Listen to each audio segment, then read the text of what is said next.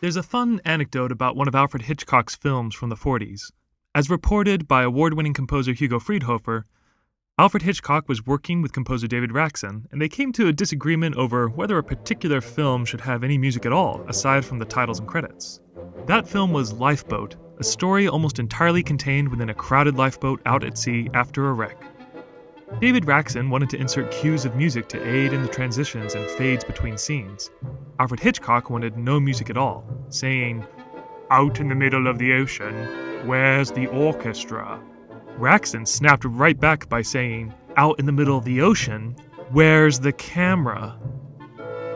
This story illustrates one of the basic concepts in film music, the concept of diegetic music, or source music. For those who don't know the term, diegetic music simply means music that is part of the scene portrayed by the film, rather than underscore. So if your characters can hear and react to the music,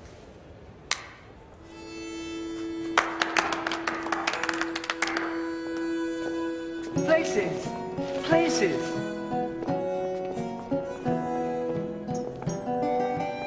that's diegetic.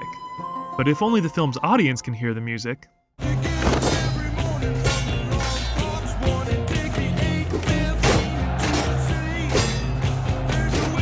that's underscore. If you're playing an instrument in your home,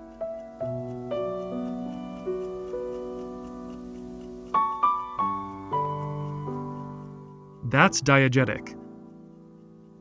But if you suddenly hear a full orchestra playing while you're on your schooner, Make sail for Gibraltar, Mr. Hunter.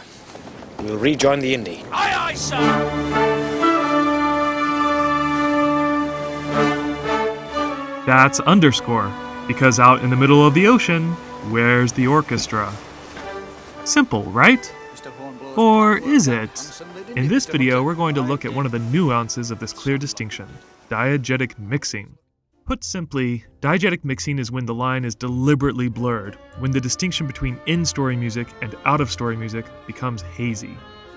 For example, musical films are practically built on diegetic mixing. It's obvious that our characters can hear their own singing, but can they hear the orchestra? Most dramatic films are very strict about the separation of diegetic music and underscore. But I think we can understand the effect of diegetic music by contrasting how two films take two different approaches to it. Let's begin by looking at a score with very clear diegetic mixing. Erich Korngold's triumphant music for The Adventures of Robin Hood.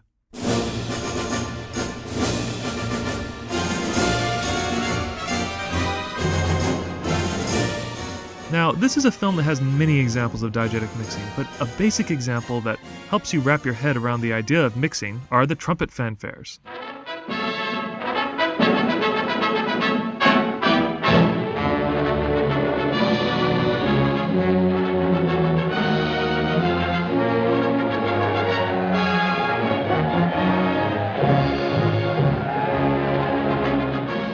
These trumpets are clearly part of the scene, but they're also clearly part of the score, because the entire orchestra joins in for the fanfare.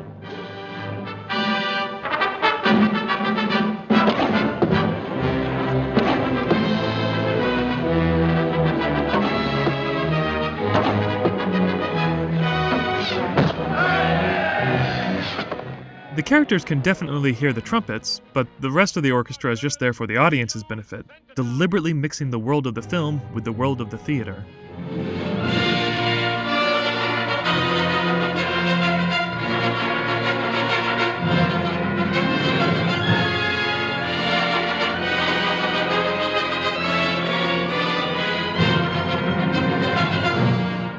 More so than most other films, The Adventures of Robin Hood readily mixes the underscore with the scene. Sometimes it's as subtle as just making sure the orchestra holds the right chord.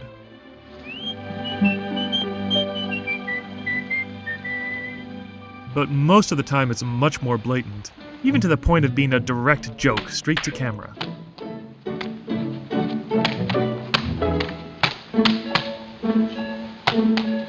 Hey there, pretty fellow. Play a livelier tune that I can make this puny rascal dance to.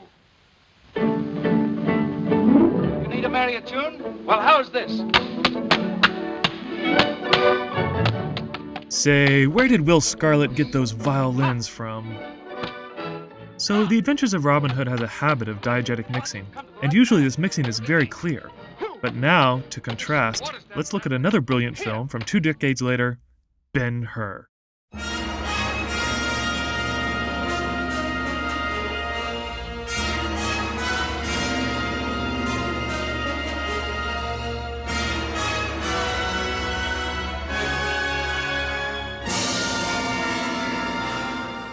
Like The Adventures of Robin Hood, Ben-Hur has a stunning score, and since they're both adventure films, their scores bear similarities.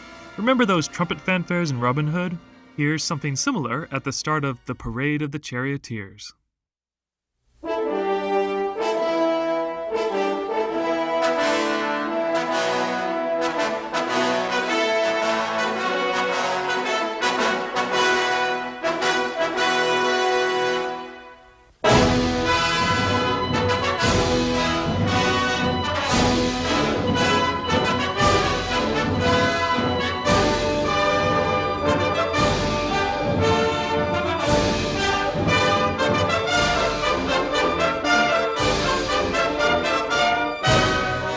Now, to me, this seems like diegetic mixing.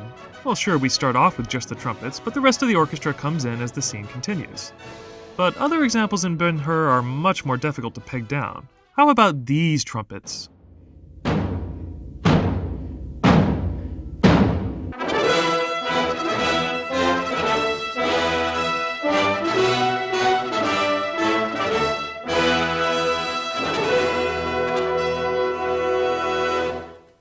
That's strictly diegetic music, no mixing at all, right?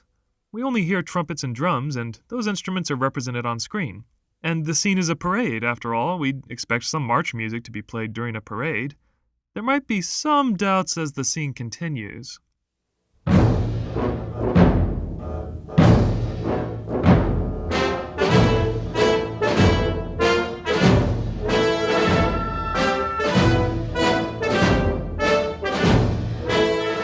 After all, there are those flutes that come in, and we didn't see any trumpeteers marching with the column. If this is an example of diegetic mixing, it's not a very strong one. To drive the point home, let's take a look at another march scene from earlier in the film.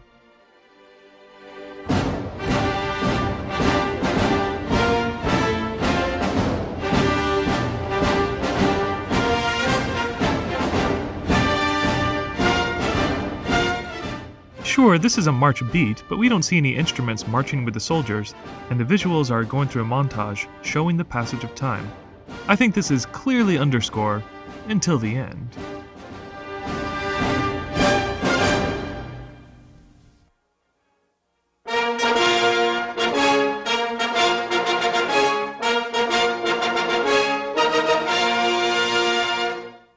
Was that really mixing? Or were those just diegetic trumpets coming at the end of a section of underscore? Those trumpets are in a different key, and it's not like those Robin Hood examples where the trumpets blend seamlessly into the rest of the score. Now, Robin Hood had subtle moments of mixing too, but in Ben-Hur, almost every example of mixing is fleeting, arguable, or easily missed.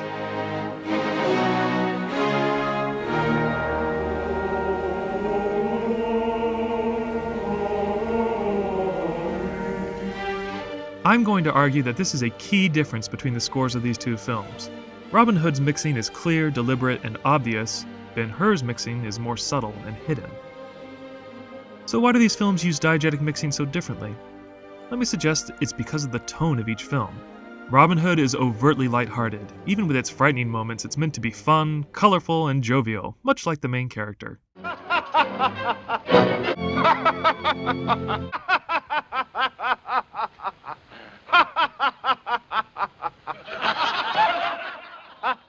I think that's why it can get away with more diegetic mixing.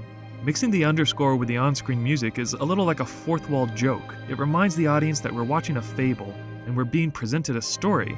The orchestra is one of the storytellers. Ben-Hur is an adventure film, but it's also more adult and serious. The world of Ben-Hur is meant to be our own real world, and even with its dramatic and romantic underscore, the film is served well by keeping the diegetic and non-diegetic separate. It adds a layer of realism to the story. And this, I think, is the key point about diegetic mixing. Diegetic mixing sacrifices some realism in order to gain a sense of presentation.